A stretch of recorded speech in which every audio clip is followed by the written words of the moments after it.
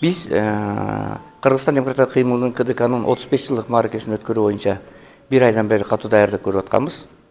Мына бүгүн 26 май КДКнын түзүлгөн күнү.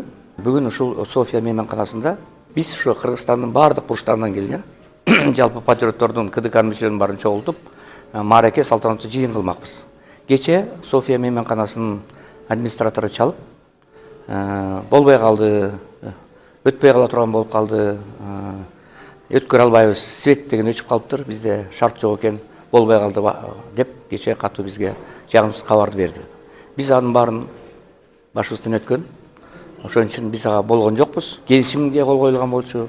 Алар эгерде болбой турган болсо 72 саат мурун, 10 күн мурун айтыш керек болчу, болбой калат деп.